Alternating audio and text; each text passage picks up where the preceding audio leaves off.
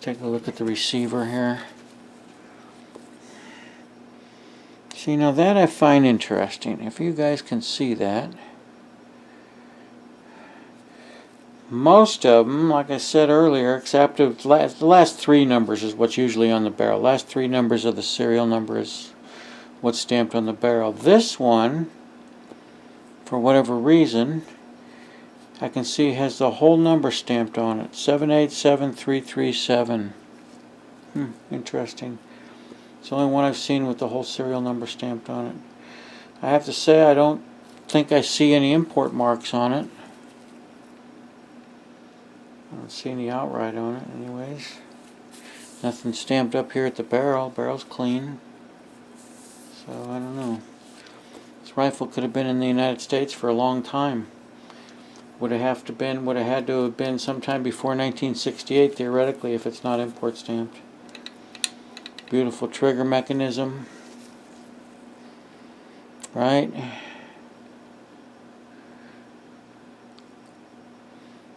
Beautiful trigger. Dual fulcrum. There's your first stage fulcrum, that pin in the receiver. And then your fulcrum for the sear is back here. You see how it goes? How it catches that other one?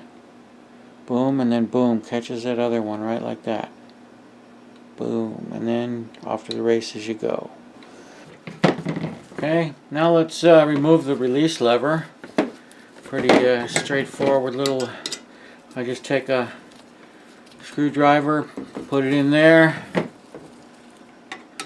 put one there, and I just kind of, once you break it loose, once you get it started, it will just come out.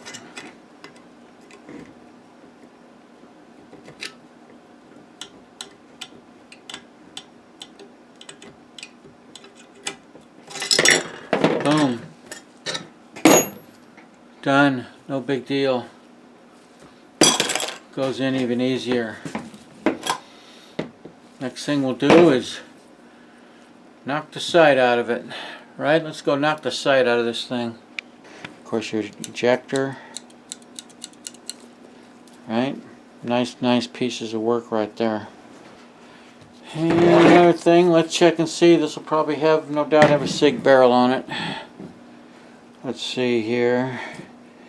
And it does. It's hard to see. It's kind of faint, but there's the SIG logo, the little rifle thing they have right there. So this is a SIG barrel, original. Only anomaly I see is the complete serial number stamped on the barrel. It's kind of unusual. Trigger mechanisms are a thing of beauty. Right? Like that. Like that. It's out. That trigger is out of there. And with a small pair of needle nose, I just grab the spring, pull it out. Boom. Slide the ejector out, and it's apart. Wow, how ingenious is this whole thing? If you look inside that front well for the front, this part of the front of the receiver, what would be the recoil lug on conventional rifles, but this is not a conventional rifle. You're going to see that thing does not come to rest anywhere in this well. It doesn't make contact with the well other than on the bottom of it. Whereas all conventional rifles, the back edge of this, the front edge of this wood and the back edge of this are the two contacts that allow most of the energy to come through the stock, which brings it through the weak part of the stock that's been cut out. So your energy is traveling from here through there and back down through the butt. But a K31's recoil system is not like that. It's unique. The recoil lug is back here. It's at the back of the trigger housing. Can you see that? Your recoil lug is back here. That is your recoil lug back there. The energy is only transmitted through a shorter distance, only through solid wood. See that? And then the tang lines it up in there and keeps the thing lined up. The receiver basically is not even seated to the stock. The receiver itself, as in the rifle, this whole part of it is basically free floated. It only makes contact with the bottom of the front main screw. And what happens is, now keep this in mind, these are shimmed when they're at the factory. These are shimmed. The armor determines how much shim is required to get that predetermined amount of free play and preload at the barrel up here at the front, right? You understand what I'm saying? So then they epoxy in the proper shim, because when it's all put together now, this front main screw, when it's tightened down, doesn't tighten against to smush it together. That's already been determined. That front main screw tightens down against the barrel. That is not a blind hole. That hole goes through the receiver to the barrel, and it bottoms out against the barrel, which means that it perpetually never crushes this part of it, which is critical to the geometry. It always remains the same. And then back here at your tang, that's where you get a little bit of room there to play with the screw. That's why tuning the screws can be effective on K31s, tuning the rear screw. But generally, from the factory, these things are right on the button. Like I showed you, this thing is perfectly neutral, standing on butt. See, but that's how they work. Recoil lug back here, unlike any other rifle. Recoil lug back here, like any other rifle you'll find in the world, basically. Totally different. Brilliant, actually. Of course, you're going to want to inspect everything. You're going to be looking for any kind of cracks up here around the front lugs. See? Normal wear on it. I think it looks good right there. Yeah?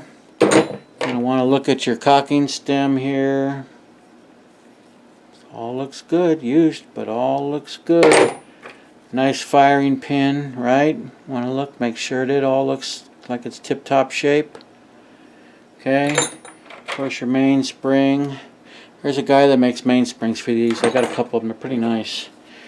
Here's your bolt plug. Got your markings on it, of course. 1943 right there, which is commensurate with the rifle. This thing is an original rifle. This has been issued once and then was put away, and now I have it. And then you're going to want to look here, right along there. That's where the release lever rides in the receiver. You're going to want to look for that edge there, see how worn that is. See, this has almost no wear on it. Right? That's good. Right in here too, you're going to want to look at this bearing surface right in here. Look at that. That's a really nice shape right there. This has been used, but it's really good shape still. I can see that. Very little wear along these edges here. Stainless steel knob. Stainless steel knob. Textured stainless steel knob. Nice piece of work right there, boys. This is what makes the whole rifle work. If you look at this thing, see, if you want to put this thing back together without the firing pin, mainspring, and cocking piece, you can, to put it in the rifle and see how well it works. See, you can just take it, put it all back like that without all that mainspring stuff, right? And now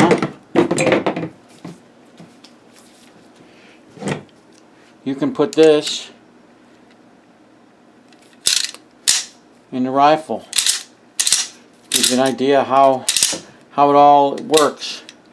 There's no spring pressure, it's just all on its own. You can see how the camming device works. For lack of a better way to say it, this is a semi-automatic design without a gas operating system. The human being is the gas operating system in this. Pretty cool, huh? And it all locks up. You can just tell. Nothing on it, you can get an idea of your free play on the bolt. But now that we got it apart like that, next thing we're going to do is we are going to check headspace.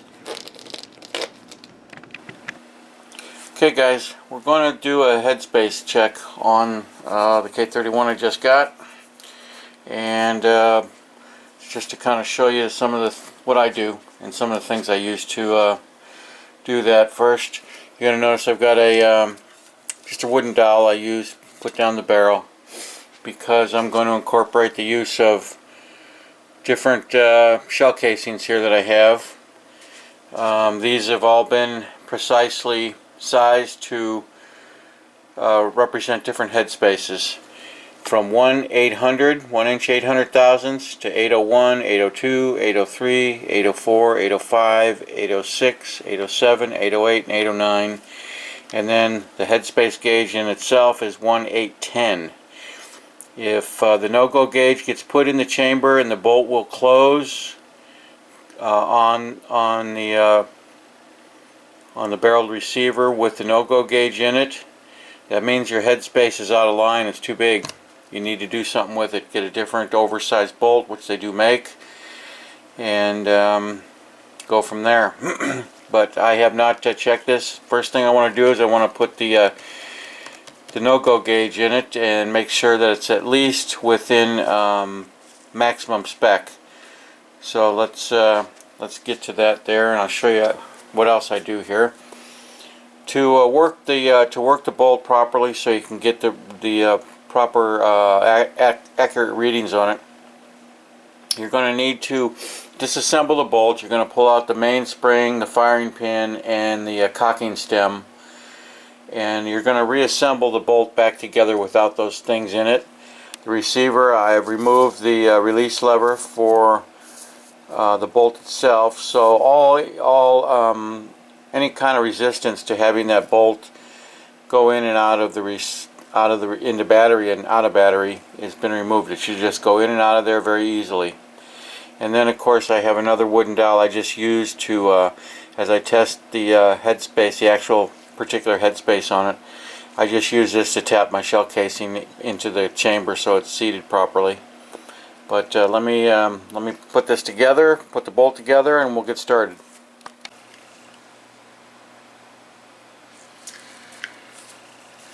Okay, as you can see,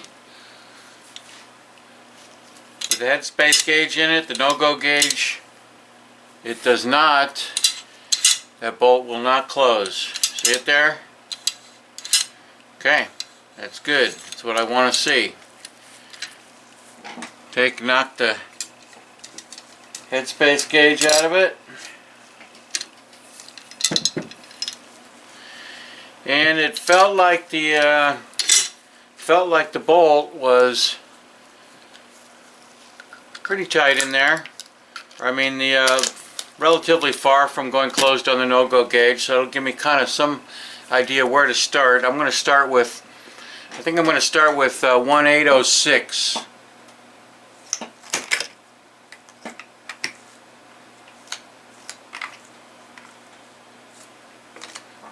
Okay, I'm going to start with the 1/806 shell casing here. Like I say, I've had these all precisely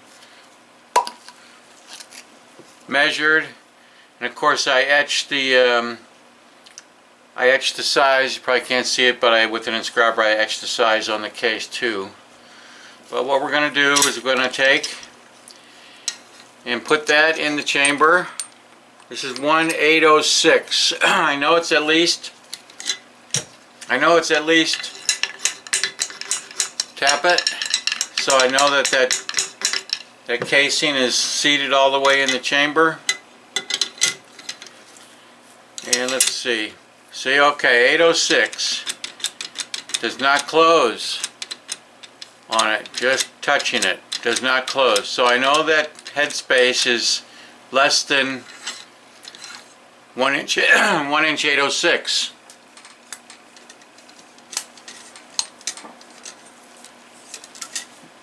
Take that one out. Let's try an 805.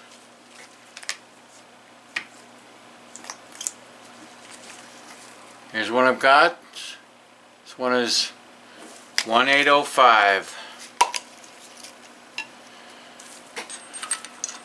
We'll put it in.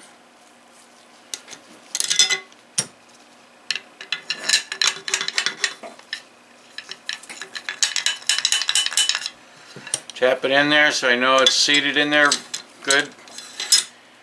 And that's a little bit closer. You see that right there? That doesn't quite close either. So that's, I know that it's a little bit smaller than 1" 805. That's good. Normally I like to see the headspace on K31s to be in the 1/803, 804 range. That's what most of the good ones are. 803, 804. Alright, so let's try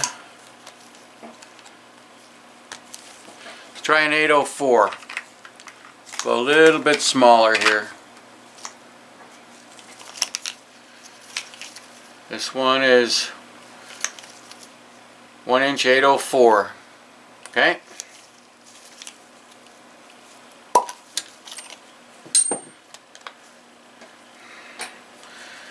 So this one is 1" 804. I've got it etched on the case also. Let's put it in there.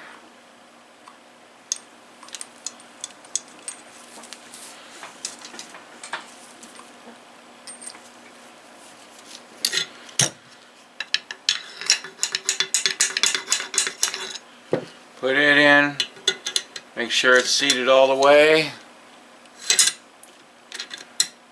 See that? That just goes closed. You feel it? See it there? Just goes closed.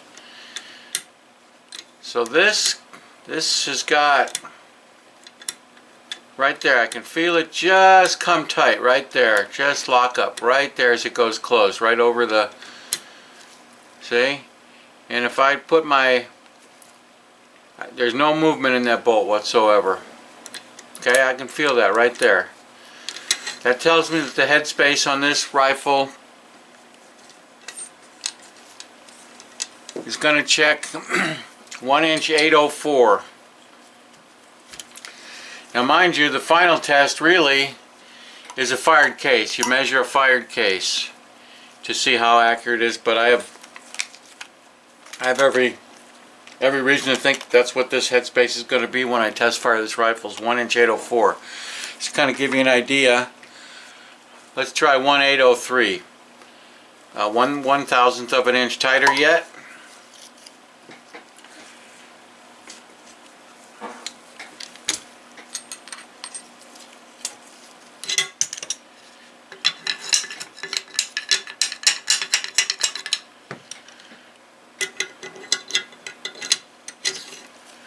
And this will probably go closed easily. See that? It does. See it just...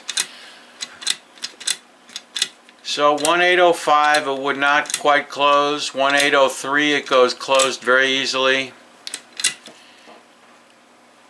See, and that's right in there too. So that's, this thing is right at the, I give it 1" 804 for the headspace. Okay, so that's how I make my checks to check headspace on a rifle that I have not yet that I have not yet fired. And it comes through the use of some very nicely sized used shell casings. That's how I determine a headspace on a particular K31. Okay? Okay guys, we're going to take and we're going to get this screw out of here. And it's got kind of a castle nut type of thing on it. And so for that, I've got this tool right here. See that? I do believe, if I remember correct, this is a sight tool, rear sight tool for, I think this is a rear sight tool for an M1 Grand. If I remember right, I got it, I found it, I bought it, and then because I figured it was close enough, and with just a very little bit of grooming on these tips here, deepening the well just slightly, it not only works whatever sight tool it was intended for on the M1 Grand, still works on that, but now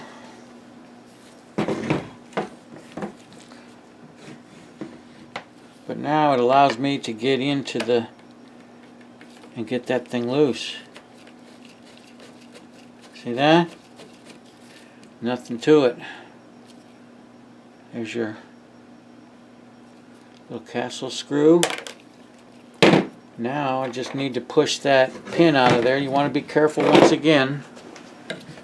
Okay, now you're going to want to push that pin out of there, and it's usually they just come out, but you want to be careful if you don't push any wood loose here. I gotta kind of get a feel and see if it's loose or not. I think we're going to be good. Yeah, there we go. See, it just came right out. No muss, no fuss, no big deal. Okay, that's the rear latch. The rear latchy. Yep. Okay, here's how I'm gonna take out the sight on this. I got some little leather strip. I use leather strips on quite a bit of this kind of stuff, taking it apart, putting it together. But I just take this. I got myself a little C-clamp there that I'm just going to take and clamp over the sight. And in essence, all that's happening here is I'm just taking the pressure off of this sight. Got myself a little cute little hammer. First I just want to tap it in. Get it to go in just a little bit.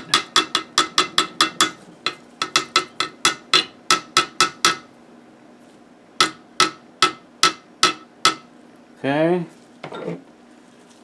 Next I want to see if I can't get a hit on this thing.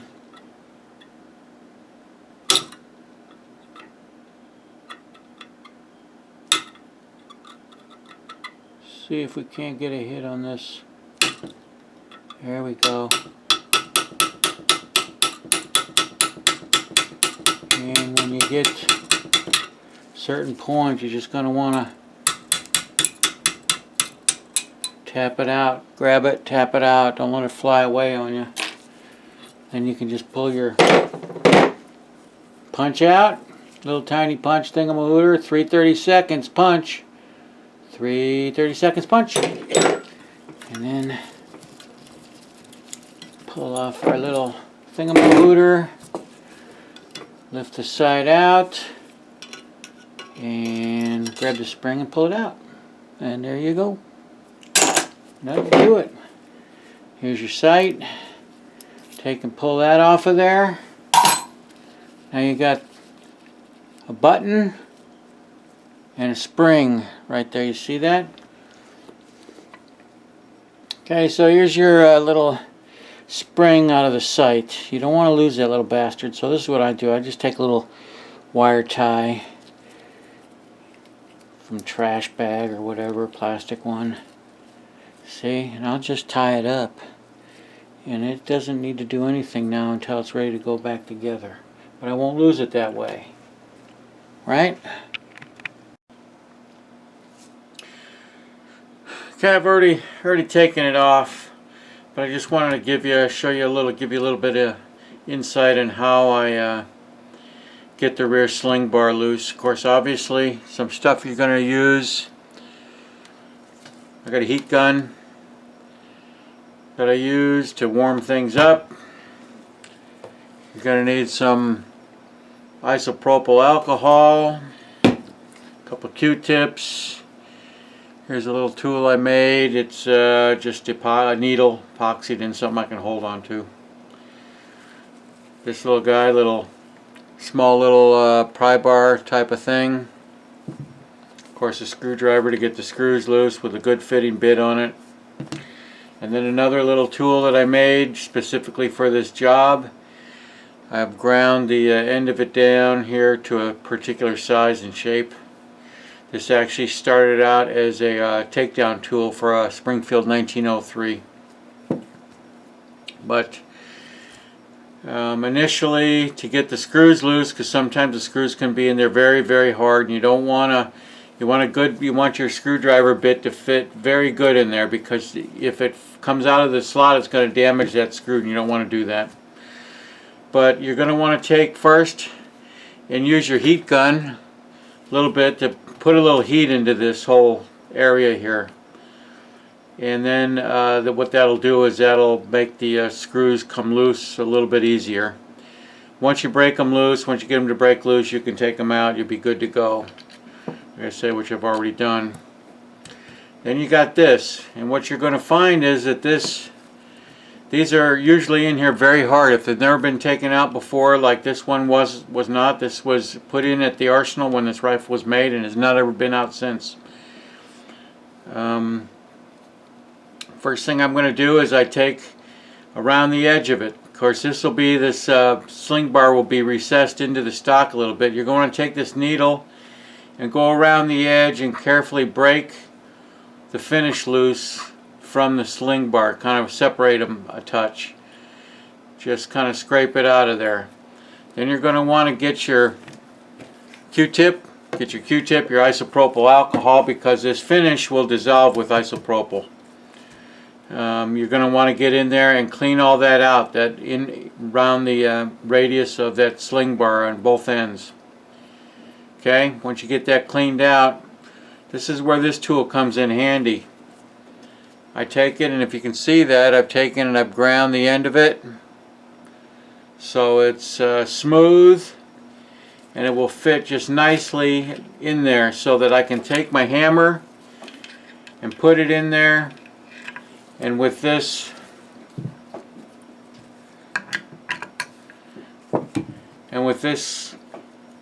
in there, you're going to take it and put it in there, and you're going to just kind of tap it so you push that wood back a little bit. So you push that wood back, push that edge back, because over time that wood becomes encrusted over the edges of the sling bar, and if you just try to pull it out, it's going to break wood loose from there too, and you don't want to do that. So you're going to kind of gently work this in there, both sides, this side, that side, with the sling bar in there, of course, and just kind of tap it so that it kind of pushes that wood back from the edge a touch, just to kind of get it broke loose. Then, with this still in there, you're going to want to take a wooden dowel. And then with the wooden dowel, what I'll do is I'll just take and I'll tap on it, beat it around a little bit gently though, as it's warmed up. So what you're trying to do is you're trying to just give it a little free play in there, just kind of get it to come loose a little bit. And then after you do that a bit, you're going to want to take this tool here, you're going to take it and lay it under there like that, and just gently tap on it here. Not hard, not too hard, you just kind of use your best judgment. See? And now you're going to take it and just tap it. And if you tap on it a little bit with reasonable force, if it doesn't come out, just take it and keep working it. Just tap this around, tap it both up, front, back, tap it there with it, tap it here with it. Anything you can do to loosen that up a little bit.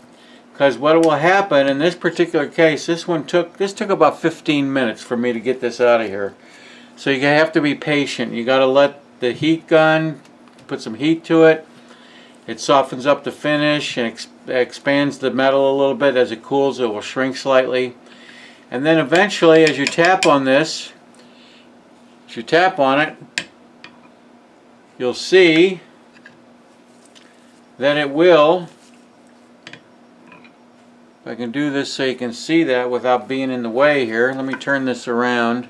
See, and then eventually what you're going to do is you'll tap it like this, and if you notice, once one side of it breaks loose, you get one side of it to break loose, because one side you'll have to kind of, that's something you got to get a little look for, see which side looks like it's going to break loose first.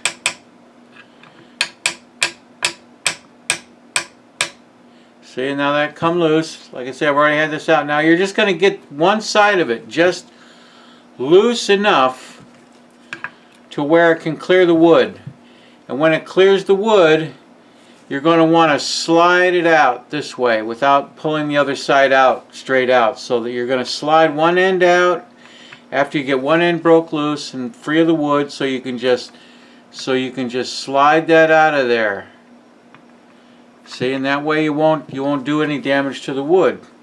So now that gets me a nice clean sling cut out there to work with and clean up. Okay? Wanted you to see that.